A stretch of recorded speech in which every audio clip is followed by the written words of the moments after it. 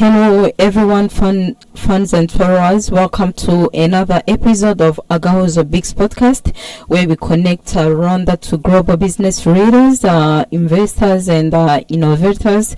Today we are honored to host Mr. Sashi Ravada, General Manager for Pelikan Middle East and Africa, currently visiting Kigali to explore investment opportunities and potential distribution partnership in Rwanda. Pelikan is a part of the Hamelin Group, one of Europe's leading manufacturers of school and office supplies, with products sold in more than 140 countries and brands, including Pelikan, Oxford and Unirix.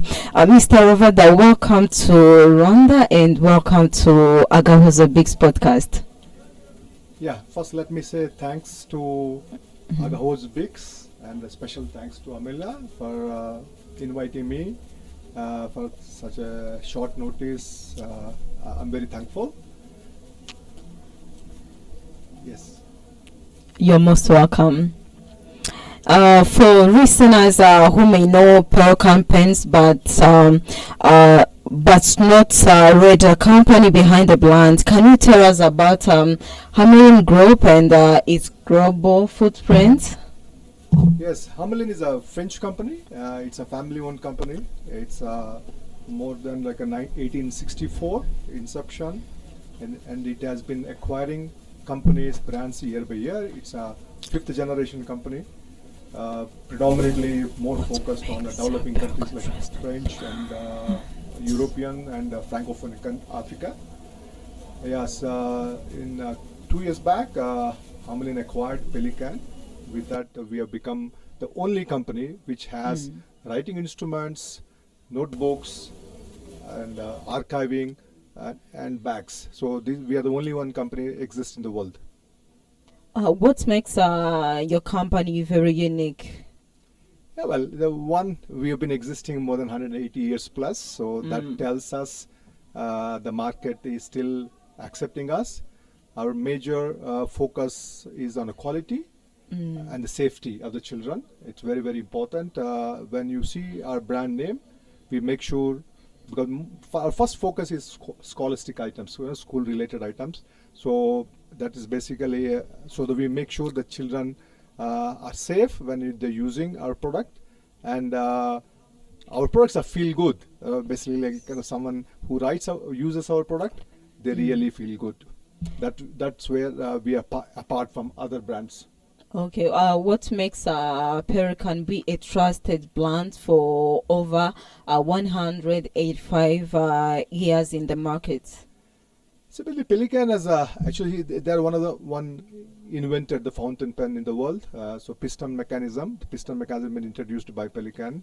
It has been existing, and with the time we have been changing our models, the designs to suit the dynamics of the need of the customer. Our ink is much superior. So yeah, we have been continuously serving the global market and global new requirements. So we keep doing change designs. So yes, basically quality is our mantra.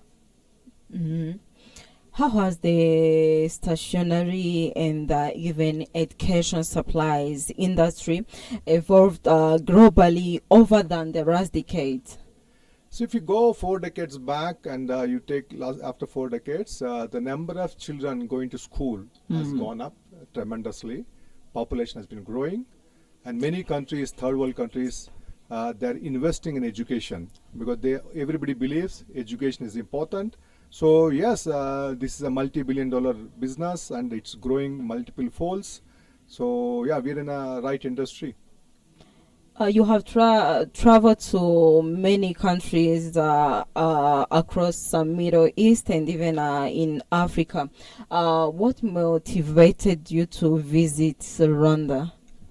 So, okay, Rwanda has been a part of East African Community and COMESA, but I just want to be a businessman. I just was reading an article today morning, the top 10 growing economy, and Rwanda is the fourth one with 7.5%. So yeah, it makes us growing economy. We want to be part of a growing economy. And our group is very keen in developing African market, especially our CEO, Mr. Eric, and our export managing director, Mr. Marshall. They're very, very keen. The board has vision and a focus for Africa development.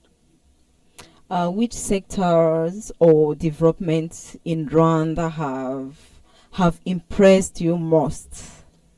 Well, let me say first, I visited Kigali almost 25 years back for some road show. What I see now, the best part, what I see is civic sense of Rwandese. So they are very law obedient citizens, the way I see, the kind of discipline they have, the way, and yeah, absolutely. I mean, since it's a growing economy and it's more focused growth country, so we are focusing on it. Okay. Compare Rwanda to different markets you have been visiting, like those in Middle East countries and even other countries in Africa. How does Rwanda is in the markets? Yes, I have been talking to a couple of people during yesterday, and since yesterday I landed, I've been talking to all levels of people. One, which very clearly I understand, Rwanda and Rwandese, basically as citizens of Rwanda, are very focused on education, so which makes more attractive to us. And I've been talking to people, well, when I came 25 years back, the English was pretty difficult in this country, but now everyone speaks a very fluent English. When did you come to Rwanda for your first time? Maybe in 99, if I'm right, 99. 99. 1999, I was here for 3 days. There was an event, there's a road show, and I see a great change on the infrastructure, the great change of citizens' approach to the business or education. We have many business owners in Africa and even worldwide. What factors do multinational companies typically can look for before investing in a new market?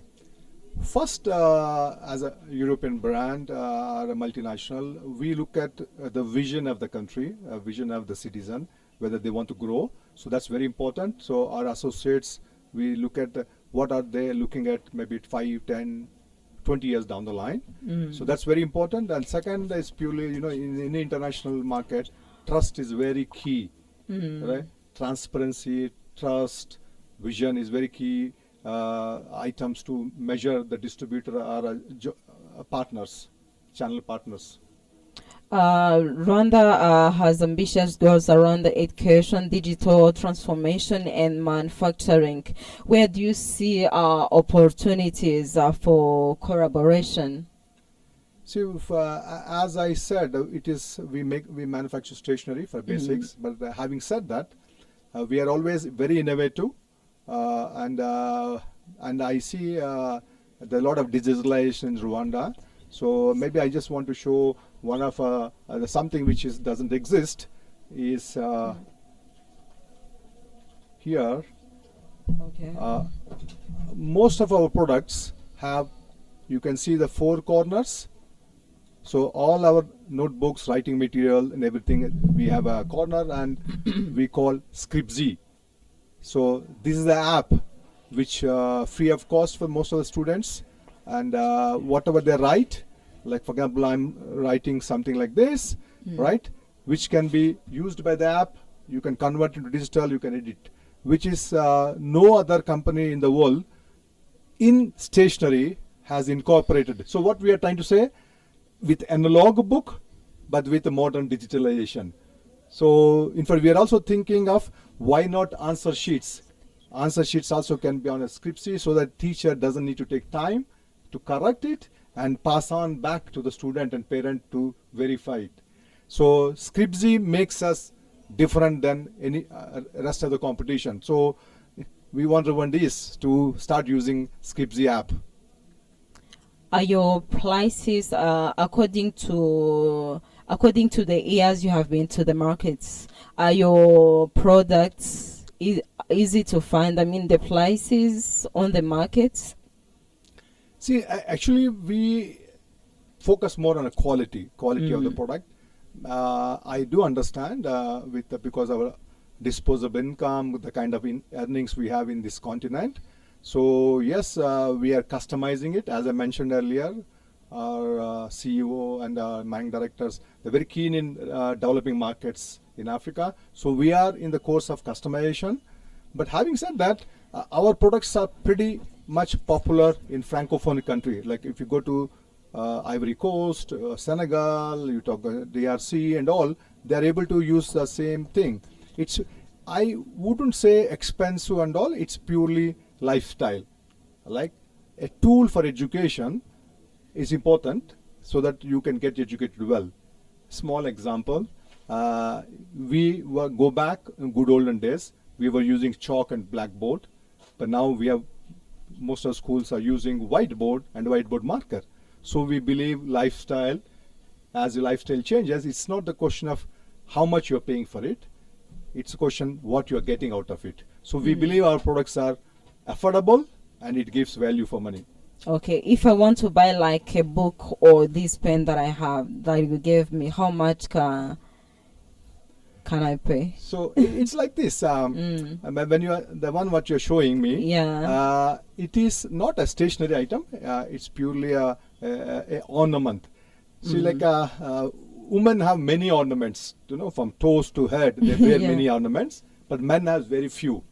Exactly. Right? Men maybe a shoe, a wallet, a belt, something, and pen is one of ornament. So yes, of course, these are expensive products. It's for a niche market. But having said that, we do have affordable products in a similar way.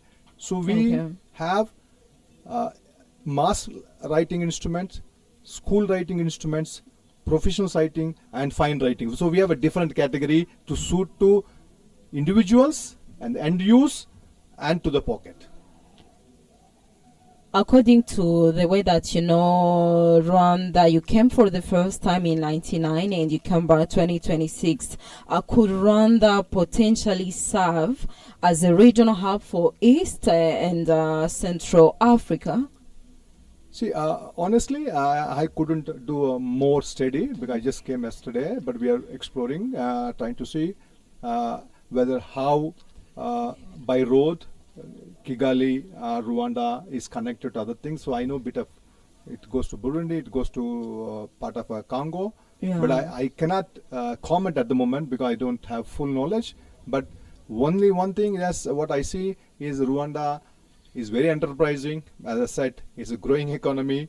I'm sure there's something happening to be like a hub to serve the neighboring countries. So we will go with the time. We shall see what to do. What would make Rwanda even more attractive for international manufacturers? Because I've been looking at from the media and everything. Simply, it's like the good governance and absolutely the good civic sense. And Rwanda is attracting the whole world to come here. So more sophisticated, more open. So I believe the international brands slowly will start coming it. The idea is only first something should be made available and people have to start using it. Once they start using, they understand the value of the product. Okay. One of the key objectives of your visit to Rwanda, especially Kigali, is to identify potential distributors.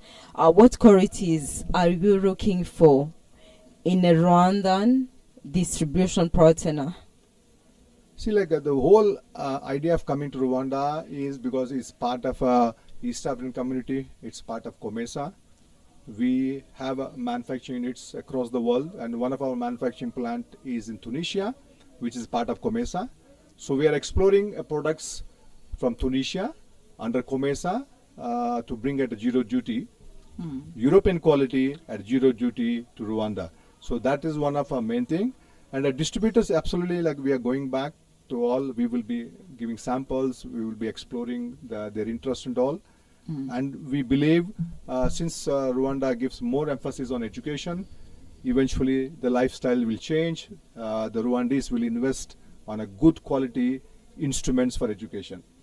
What categories present the biggest opportunity for Rocco distributor?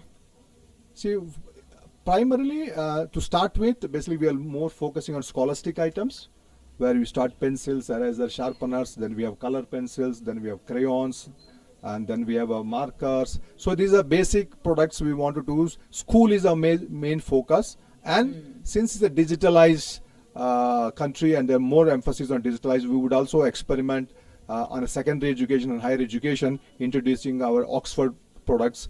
Of course, we'll customize for more affordability.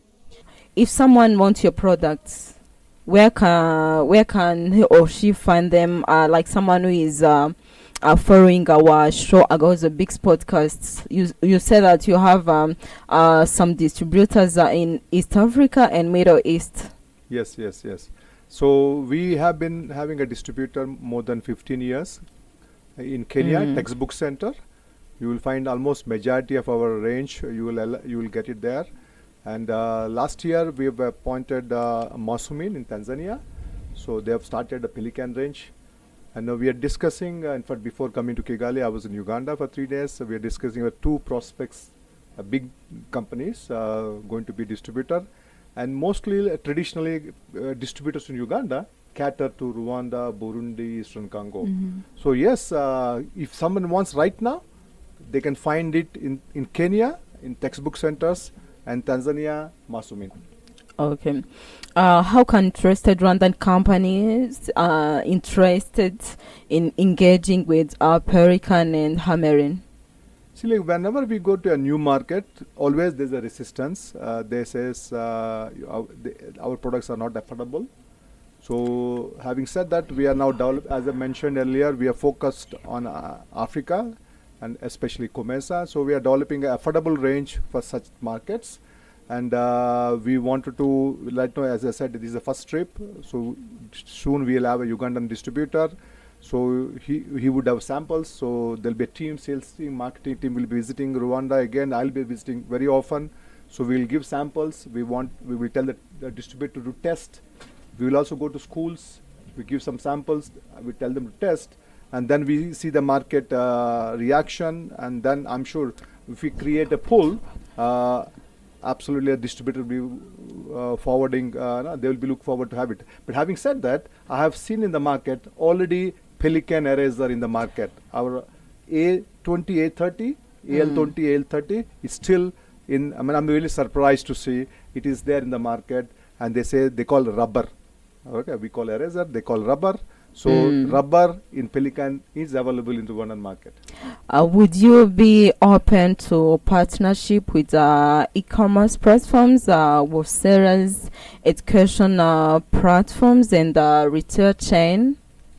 Actually, our focus is in all omni channels. We start from, let's talk general trade, the wholesale.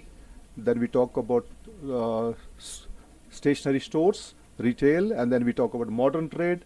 Then we talk about the institution sales, the schools and institutions. Then we talk about e-commerce. So, in fact, in Amazon, we are one of the biggest contributor in Amazon. We have a very good portfolio in Amazon. What support does Hamelin provide to its distributors or partners? First, we do a product training. So let our distributor know what product is offering to a customer, the quality, specification, everything. Then we do marketing material. We give brochures, we give a POS, and we give entire marketing support. And we also give a social media content. So we have a huge marketing team from France to even Middle East. So we give depends on the country and depends on the distributor need. We customize our marketing roadmap.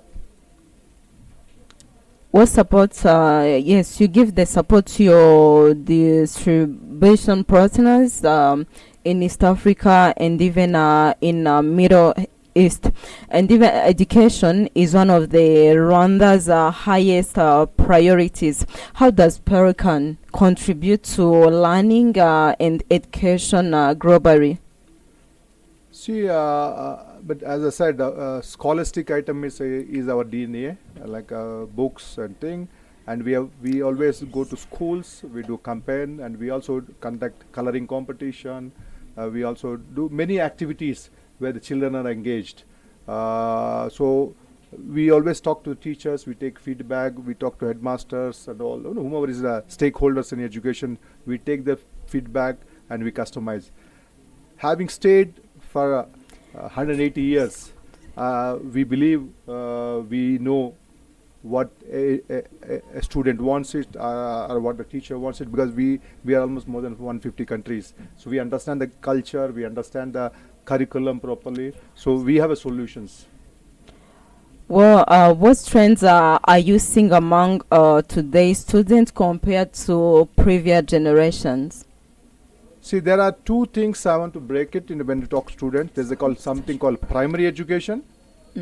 So there was some myth that they believe primary education will be digitalized, and many of them are thinking of going back, going to tablets or internet and blah. But now there's a U-turn happening now in Scandinavian countries. Now they are restricting internet, restricting tablets. So that's a new development happening in a primary education, because we believe primary education, people have to develop skills, the basic skills, motor skills. They have to use brain, they have to use hands, coordination, all. So we expect the primary education to use tools so that people get development. When it comes to secondary education, we want them to do more focus on education rather putting labor. That's one of the things what I said, Scripsy app. So we developed the Scripsy app basically where people does not need to do rewrite and get confused where they have put paper, which is it. So the Scripsy app can help them from the notes. It can make your objectives or revisions, everything. So I appeal everyone to just check on a Scripsy app and see how best it can be useful for you. So that's a new trend, which is yes, analog book, but digital edition, so that it's more of a fusion between analog and digital. How important is quality stationery in improving learning outcomes? See, generally, child is a bit innocent. They don't know much. A quality stationery, a quality tool attracts child attention. But if you give a good pencil or a good eraser or a good pen or a good book, the child gets motivated. When they get motivated, they focus. So that's my view, and most of the educationists, they talk about it. Every child like to enjoy what they are doing it. So a good product, a good tool, which motivates child to do further education. Could you envision a partnership with schools, universities, or educational programs in Rwanda? See, globally we do. We have been doing many partnerships with that. So yeah, with the time, why not? So as I said again, our vision is Africa. So why not Rwanda? I mean, absolutely, we will partner with universities and see if anything we can do together. As I said, I repeat again, I want to meet most of the IT department heads in Rwanda and show them how Scripsy works. How is technology? You used to see many technology that is coming around. How is technology changing stationery products? See, when you say education, again, it's a primary and secondary education, higher education. I strongly believe primary, secondary education is not much technology. Technology is a tool to understand better, but the basic fundamental tools will be always there. So technology is coming, so we have more visual things, more AI coming and all. It will enhance your skills, but fundamentals you still have to use your hands and your brain, you have to calculate. consumers today increasingly care about sustainability. How is Hamelin responding to this trend? We at the Hamelin Group, we are very much committed for sustainability. The best part is like a fountain pen and our pens, we don't use and throw. But current generation, all your new generation pens, you should use and throw. So use and throw is basically, again, it's not sustainable. It's a waste. You are accumulating waste. So we recommend to use the old analog, our old style practices where you pour ink, you reuse pen. So one fountain pen like this, you can use for 10 years. So you have to refill ink. But in the other pen, typically in the market, you use and throw. So it is again the plastics going to earth and somebody has to recycle it. So yes, and most of our paper, Oxford, our entire thing is we call FSC certified. That means the paper mills responsibly grow forest and they cut. So many people have a myth that paper is not eco-friendly. No, all the paper mills in the world, they responsibly grow forest and they cut. So we use only FSC certified paper in our entire book. So, and then even on pen manufacturing and many other things, we also encourage a recycle component. So like a 50% recycling and 50% virgin. So our whole group, we are towards sustainability. We believe in it. And I know Rwanda is very key on sustainability because you are one of the guys who brought paper bags first. You stopped plastics, right? Yeah. And I also see outside. We stopped long time ago. So I strongly believe once we Rwandese come to know about our product and product category and all, I'm sure you will welcome us. Oxford notebooks are several Hamelin products. They are recognized for their environmental standards. How is that important in sustainability in your strategy? As I said, just repeated, we are promoting recyclable paper materials. We are also promoting FSC, as again I'm repeating, because most of our paper is sourced from sustainable manufacturers. So we have a team, we do due diligence, and we don't use, we don't recommend, we don't use non-FSC products. So yeah, that demonstrates we are online with sustainability requirements. What innovation can African consumers expect from Pelikan and Hamelin in the coming years? Yes, actually Pelikan is very innovative. When we have a team which is always works on innovation, even our Oxford team and the other brands, we always have innovation, we keep doing it. But many times people don't know. For example, I'll give you one small example, a pencil. Because I see in the market, we use a pencil hexagonal. So when somebody holds a pencil like this, so you see there are 3 fingers they use. So I would believe a triangle pencil is more ideal for a child or a pen for that matter. But you can see on the cover here, there's a brand, a model called Twix, which you can see. Yes. So you can see that the pink one, a blue one, all have a grip and they are triangular so that you can hold a pen for long.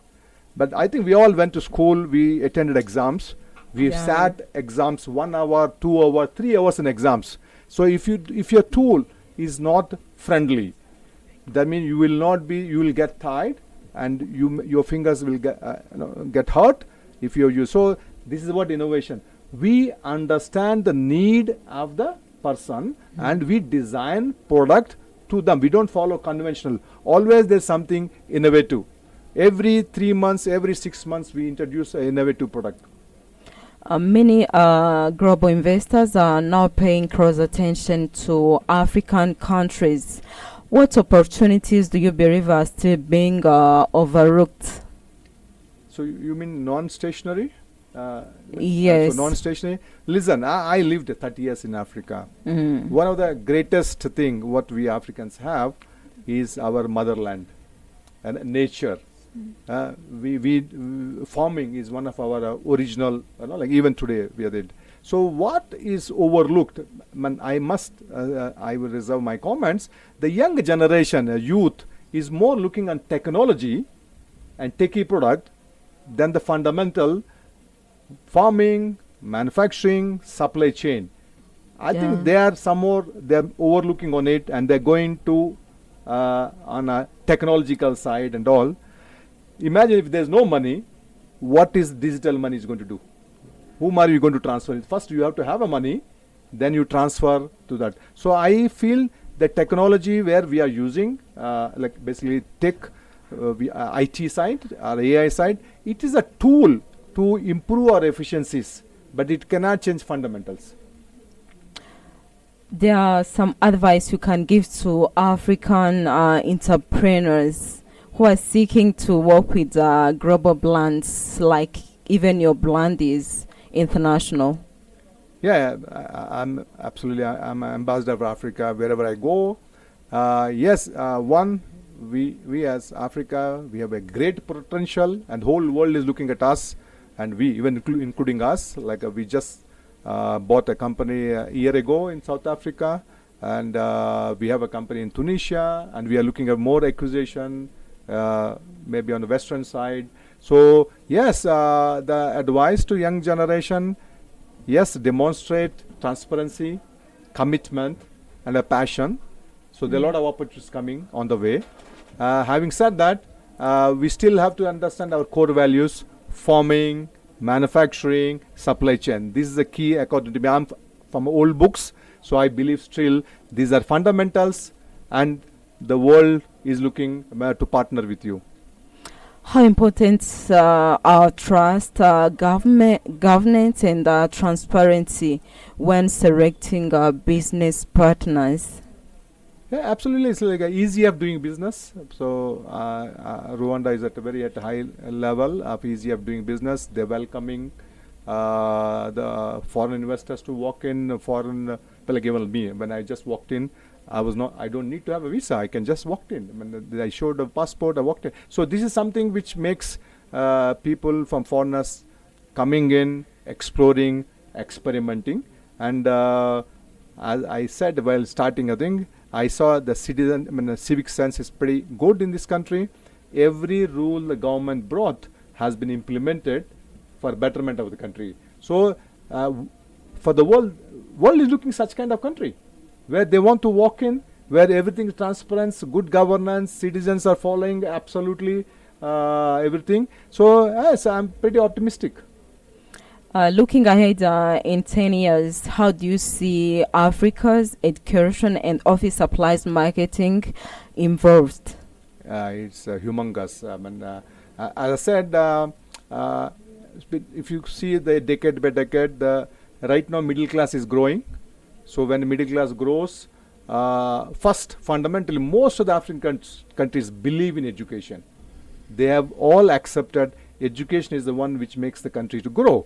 So that's first. And I've seen mothers are very passionate about children going to school. So there's a commitment towards education.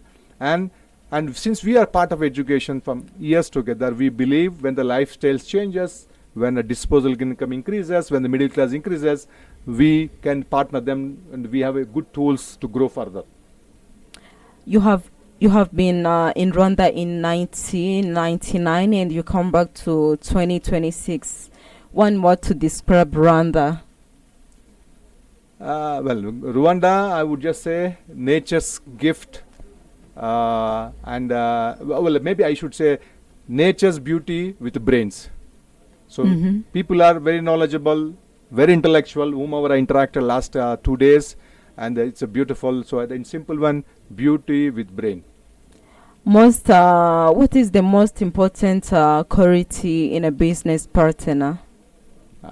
One sentence is trust. If partner is trust, and then everybody, see, money today, there are many ways to generate money. There are banks are available, there are so many financial instruments available, but if you demonstrate trust, funding can be raised, solution and trade can start.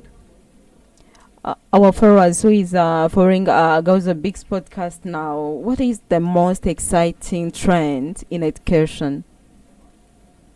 More exciting trend is, or something I would say, the education is taking a U-turn.